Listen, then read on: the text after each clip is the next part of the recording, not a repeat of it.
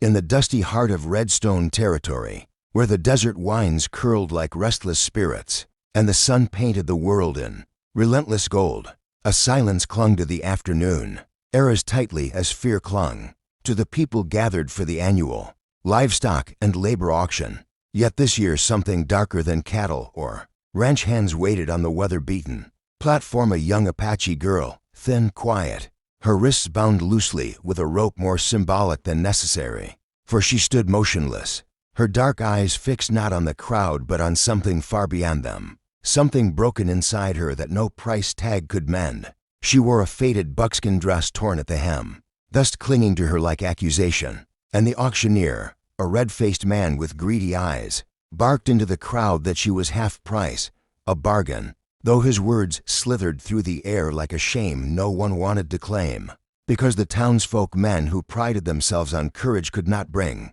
themselves to meet her gaze, knowing full well why she was here, why an Apache girl had been dragged into a white man's market. The territorial skirmish months earlier had left her tribe broken, scattered, hunted, and she had been taken during the chaos by men who saw opportunity where others saw tragedy. Now she stood, not crying, not shaking, and the crowd shifted uncomfortably, pretending to inspect boots or clouds or anything except the human being in front of them, until at last the auctioneer slammed his hat on the rail and growled that anyone with coin should step forward because she was strong, able, quiet, obedient.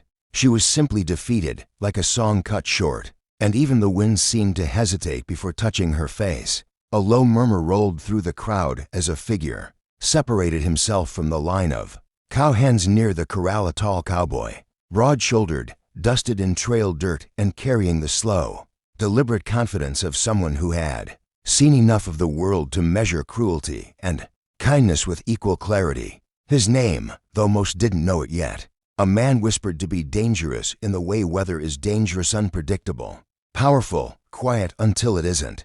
The crowd parted slightly as he walked, spurs chiming softly, shadows stretching long across the boards, and when he stopped in front of the platform, the auctioneer grinned in triumph until he realized Colt wasn't reaching for his wallet.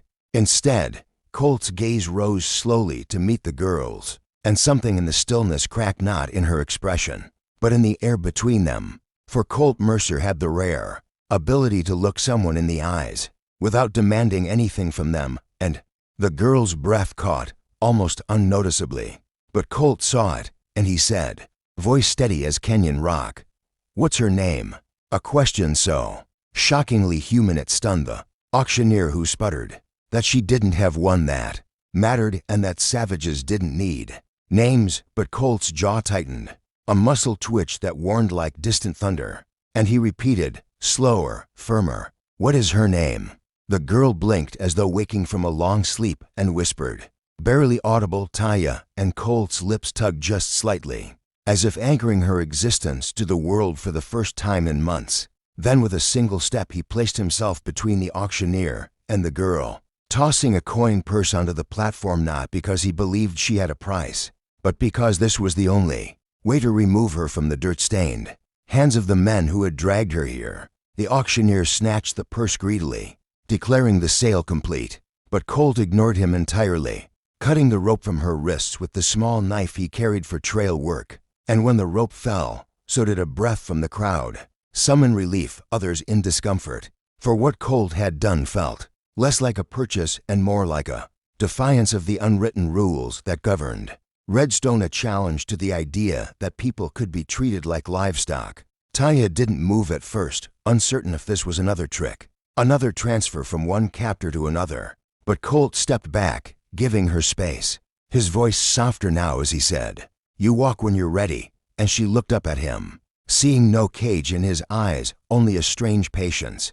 And after a long moment she stepped off the platform to stand beside him. Murmurs rippled through the watching crowd, questions, judgments, fear, but Colt didn't glance back. He simply asked Taya, "You hungry?" And she nodded once, faintly, so they walked toward the edge of town where Colt's horse waited, tethered beneath the shade of a half-dead cottonwood. And though Taya kept several steps behind him at first, She noticed something remarkable. The cowboy didn't reach for her arm, didn't guide her like property, didn't even look back to check whether she followed.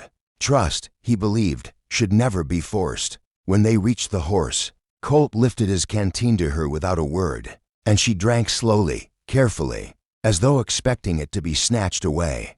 But Colt simply leaned against the saddle horn and watched the town with a caution born from years of surviving men far more dangerous than the ones muttering behind them. Then, after a long silence, Taya whispered, "Why?" Her first full word directed at him, and Colt replied, "Because someone should have stepped up long before I did." And the sincerity in his voice cracked something deep within her, a dam holding back months of fear and grief. Though she did not cry, not yet.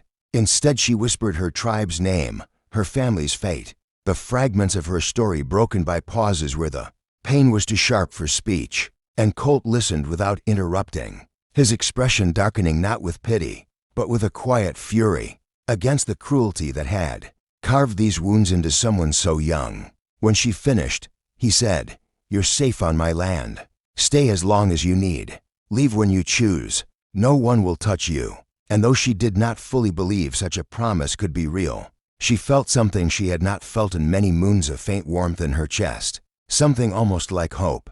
Together they rode out of Redstone, leaving behind the whispers, the shameful auction, the sun-beaten platform where her future had nearly been erased. And as the wind lifted Taya's hair and the desert stretched open before them, the story of the quiet Apache girl and the lone cowboy who stepped forward began not as a tale of ownership, but of two wounded souls discovering that courage sometimes looks like kindness, and salvation sometimes wears dusty boots and speaks softly.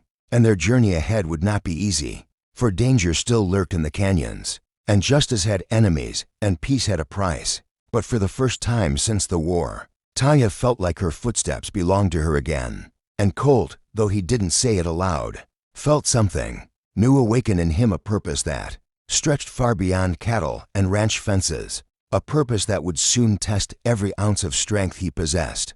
Because saving someone once was an act of bravery, but protecting them from the world that wanted to take them back, that would require something far more powerful, something like devotion, something like destiny. And if you want the next chapter of their journey, the battles they face, the bond that grows, and the truth about why Colt risked everything for a girl the world had discarded, make sure you subscribe to the channel so you never miss the next part of this story.